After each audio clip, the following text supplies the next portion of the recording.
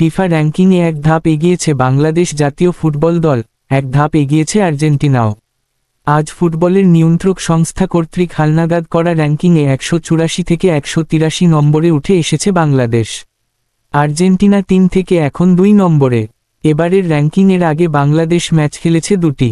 Asian cup বাছাইয়ে হংকংয়ের বিপক্ষে খেলা সেই 2 ম্যাচের একটিতে 4-3 গোলে হারলেও আরেকটিতে 1-1 ড্র করে হাভিয়ের কাবরেরার দল।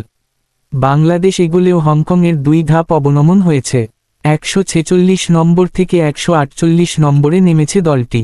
স্পেন শীর্ষস্থান ধরে রাখলেও 1 ধাপ অবনতি হয়েছে 2বারের বিশ্বচ্যাম্পিয়ন ফ্রান্সের। 2 নম্বরে থাকা কিলিয়ান এমবাপ্পেরা নেমে গেছেন 3-এ।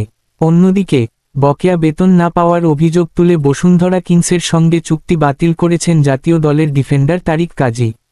হঠাৎই আজ সন্ধ্যার পর নিজের ফেসবুক পেজ ও ইনস্টাগ্রামে এই ঘোষণা দেন ফিনল্যান্ডে বেড়ে ওঠা এই ফুটবলার। তারিক কাজী বসুন্ধরা কিংসে যোগ দিয়েছিলেন 2019 সালে। সেই থেকে টানা খেলে আসছিলেন এই ক্লাবে, কিন্তু এতদিন ক্লাবের সঙ্গে তার কোনো টানাপোড়েনের খবর শোনা যায়নি। হঠাৎই আজ বিষয়টি প্রকাশ্যে এসেছে।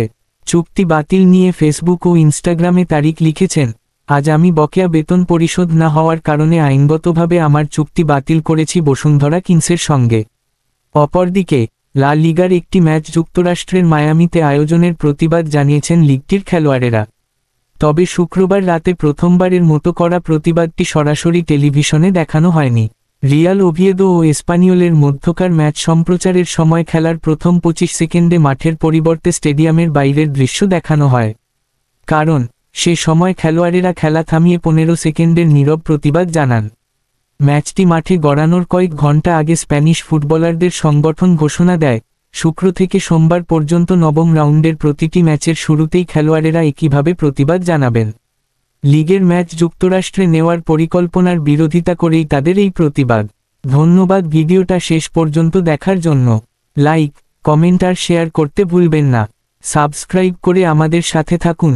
কেমন লাগলো জানাবেন নিচে। আগামী ভিডিওতে আবার দেখা হবে ইনশাআল্লাহ।